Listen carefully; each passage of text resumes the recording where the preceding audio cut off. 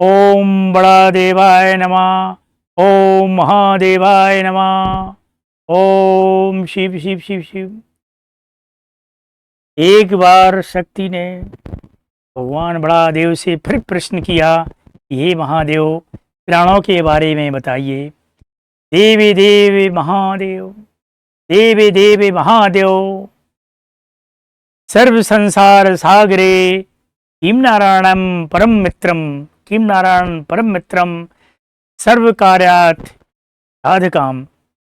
अर्थात हे देवों के देव बड़ा देव, जो इस संसार में किसी मनुष्य का सबसे लाभप्रद और सबसे प्रमुख मित्र कौन है, सखा कौन है, जो उसका हरदम साथ दे। इस संसार में उससे बड़ा सखा दूसरा नहीं हो सकता है, कौन होगा। तब शिववाच, शिव भगवान ने, बड़ा देव ने कहा, प्राण एवं परम मित्रम, प्राण एवं परम सखा, प्राण तत्ते परो, बंधु नारास्ति नास्ति ब्राह्मणे। प्राण एवं परम, प्राण ही सबसे परम है, मित्र है। प्राण एवं परम सखा, प्राण ही सबसे उसका सखा है, मित्र है, बंधु है। तुम्हें माता चा पिता, तुम्हें बंधु सखा, तुम्हें प्राण ही सब कुछ है। इसमें प्राणों के लिए ही सब कुछ बताया गया है कि तुम ही सब कुछ हो, प्राणों के बारे में कहा गया है। और प्राण ही सब कुछ होने के बाद उन्होंने कहा कि यदि किसी मनुष्य में प्राण नहीं है तो कहते उसके प्राण निकल गए। यदि किसी मनुष्य बच गया जीवन से तो कहते हैं प्राण उसके बच गए। ये ऐसा कहा जाता है। तो हे देव, क्या करना चाहिए? पार्वती जी ने, शक्ति ने पूछा। तो देव ने कहा, बड़ा देव ने कहा कि देखिए, मनुष्य को अपने प्रथम सुख के लिए अपने प्राणों की रक्षा करना चाहिए। यदि उसके प्राण हैं, प्राण ही सर्वोपरि हैं, प्राण ही सब कुछ हैं। यदि प्राणों की रक्षा वो नहीं कर पाता है तो फिर उसका कोई मित्र नहीं, उसका कोई सुनने वाला नहीं है। क्योंकि प्राण ही चले जाएंगे तब वो मृत्यु को प्राप्त होने पर उसका क्या होगा। तो प्राणों की रक्षा करो। प्राणों की रक्षा के लिए बताया गया कि मैंने मृत्युलोक में सबसे अच्छा तरीका है प्राणों की रक्षा के लिए सूर्योदय विज्ञान, मैंने स्वर विज्ञान दिया है और इसी के द्वारा करो। स्वस्थ रहो और अपने प्राणों की रक्षा करो। कहा गया है, प्रथम सुख हो निरोगी काया, दूसर सुख हो घर में माया, तीसर सुख कुलवंती नारी, चौथा सुख सुख आज्ञाकारी, पंचम सुख हो मित्र घनेरे, ऐसे नर हैं नहीं जग भुगते रे। प्रथम सुख हो निरोगी काया, निरोगी काया को बताया गया है। फिर घर में संपत्ति हो, पत्नी अच्छी हो, पुत्र अच्छा हो और मित्र भी अच्छे हों, घनेरे हों। लेकिन ऐसे मनुष्य संसार में बहुत कम है। इसलिए प्रथम सुख को ध्यान रखना चाहिए, प्राणों की रक्षा करना चाहिए। इसलिए प्राण ही सर्वोपरि है। ये सारी चीज़ें रहने से तो प्राण हमारे शरीर में कितने प्रकार के, 5 प्रकार की वायु, जो आप चित्र में देख रहे हैं, 5 प्रकार की वायु इसमें दिखाई गई है।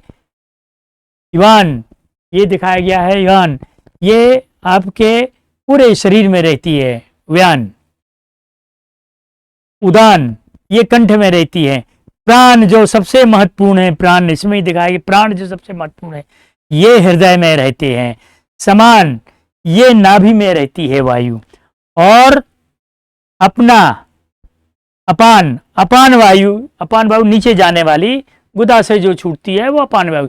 5 प्रकार की वायुओं का वर्णन किया गया है। ये सत्य 5 प्रकार की वायु हमारे शरीर में रहती है। तो ये 5 प्रकार की वायुओं हमारे शरीर में रहती हैं। 5 प्रकार की वायुओं को बताया और इसी से प्राण बनते हैं। प्राणों की रक्षा करने, सांस ग्रहण करते समय प्रत्येक कार्य। अब ये प्राण कैसे कैसे, श्वास जो सूर्योदय होता है उसमें कैसे आप सफल हो सकते हैं। कहा जाता है, यदि आपने किसी व्यक्ति से, आपको अत्यधिक प्रेम है, यदि ये प्रेम प्रदर्शित कर रहे हैं, किसी को अपना बनाना है, तो निश्चित रूप से जब श्वास ग्रहण कर रहे हों तो निश्चित रूप से उसे फूल दीजिए या उससे बात करिए या अन्य विनय कर सकते हैं, प्रेम प्रदर्शित कर सकते हैं श्वास ग्रहण करते समय। और यदि किसी से छुटकारा पाना है, किस व्यक्ति से मेरा छुटकारा हो जाए, तो सांस निकालते हुए क्षण भर के, थोड़ी से अंतर है, सेकंडों का अंतर है, उस समय अगर आप कर लेते हैं तो आपका बहुत है। तो प्रेम का प्रदर्शन स्वागत ग्रहण करते समय ही सबका करना चाहिए। यदि इसी से छुटकारा पाना है, मैंने आपको बता दिया है। पुरुष, जो पुरुष का स्वर होता है उसे अग्निस्वर या राइट कहते हैं, और पत्नी का, स्त्री का जो होता है बाएं स्वर ही शुभ होता है। ये स्वरों के बारे में बताया।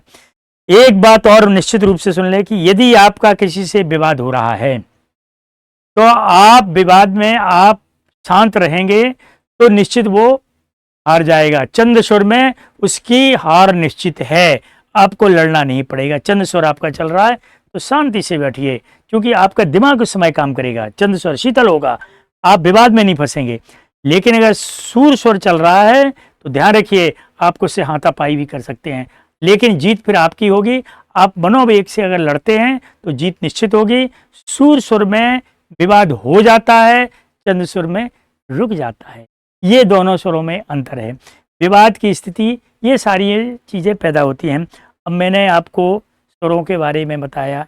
ये ज्ञान, आप इस ज्ञान को फैलाते रहिए। ये ज्ञान आपको यदि बहुत अच्छा लगता है तो ये स्वर को आगे बताइए, लोगों को इससे बताइए, जिससे कि ये चैनल और बढ़ता रहे और ज्ञान आगे तक फैलता रहे। मेरे चैनल को सब्सक्राइब करिए और लाइक करिए, जिससे लोगों तक ये ज्ञान पहुंचता रहे। धन्यवाद। जय हिंद, जय भारत, जय बड़े देव बाबा की, जय महादेव बाबा की।